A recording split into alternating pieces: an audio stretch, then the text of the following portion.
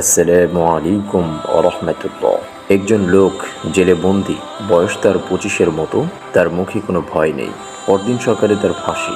সবাই বলে এই ছেলে পাগল, মৃত্যুর সামনে দাঁড়িয়েও শান্ত। সেই রাতে জেলের এক বৃদ্ধ কারারক্ষী কাছে এসে জিজ্ঞাসা করলো, তোমার ভয় করছে না?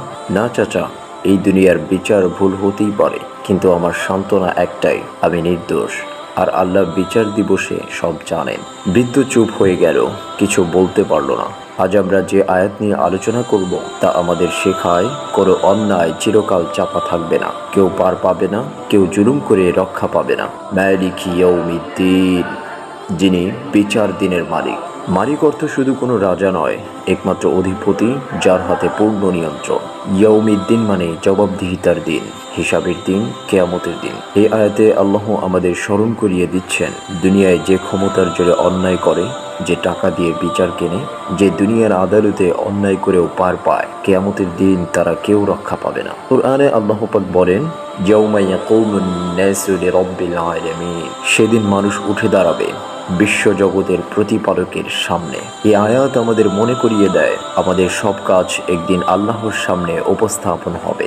বড় ছোট প্রতিটি ভুল, প্রতিটি ভালো কাজের হিসাব হবে। কাউকে দোষ দিয়ে, কাউকে ফাঁসিয়ে দুনিয়ায় পার পেয়ে গেলেও আখিরাতে পার পাওয়া যাবে না। এমনকি কারো প্রতি অন্যায় চিন্তাও গোপন থাকবে না, কারণ তিনি তো আলিমুল গায়ব, গোপন জ্ঞান জানেন। কয়েক মাস পর সেই যুবক ফাঁসির দড়িতে ঝুলে পড়ল। আদালত বলেছিল সে খুনি, কিন্তু ঠিক 1 বছর পর আসল খুনি ধরা পড়ল। তদন্তে জানা গেল সে যুবক সত্যিই নির্দোষ ছিল। দুনিয়ার আদালত ভুল করেছিল।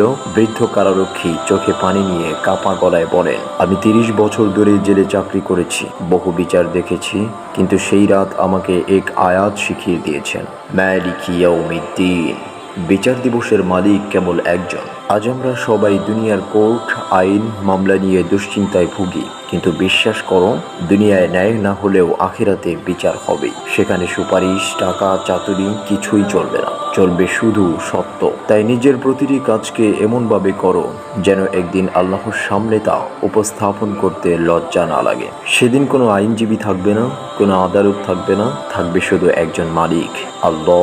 বিচার দিবসের একমাত্র অধিপতি তিনি। ভাই ও বোনেরা, আজকের আয়াত আমাদের শিখালো জীবনটা যেন আমরা এমনভাবে কাটাই যাতে বিচার দিবসে আফসোস না করতে হয়। যেই দিন আমাদের বাবা মাও কিছু করতে পারবে না, যেই দিন টাকা, সুপারিশ, সম্মান কিছুই চলবে না, যেই দিন থাকবে শুধু এক প্রশ্ন, তুমি কি করেছিলে? তাই আজই সময় ফিরে আসার, নিজেকে করার, তওবা করার। হয়তো কাল আমাদের ওই ইয়াউমিদ্দিন শুরু হয়ে যাবে। আল্লাহ পাক রব্বুল আলামিন কুরআনে বলেছেন, ওয়াত্তাকু ইয়াওমান তুরজাউনা ফীহি ইলাল্লাহ, সেই দিনের ভয় করো যেদিন তোমরা আল্লাহর কাছে ফিরে যাবে। আজ আমরা জানলাম বিচার দিবসের মালিক একমাত্র আল্লাহ, কিন্তু সেই দিনে আমাদের কি কেউ সাহায্য করতে পারবে?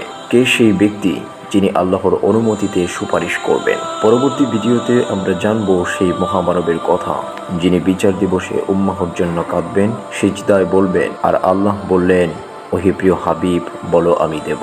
আপনার হৃদয়ে যদি আজকের ভিডিওটি একটু হলেও নাড়া দেয়, তাহলে লাইক, শেয়ার করুন, কমেন্ট করে বলুন আমিন। আর অবশ্যই পরবর্তী ভিডিও মিস না করতে চাইলে চ্যানেলটি সাবস্ক্রাইব করে রাখুন। আল্লাহ আমাদের সকলকে এমন জীবন দান করুন যাতে আমরা তার সামনে দাঁড়িয়ে গর্ব করে বলতে পারি, হে আল্লাহ, আমি তোর বিচারকে ভয় করতাম, তাই অন্যায় ছেড়েছিলাম।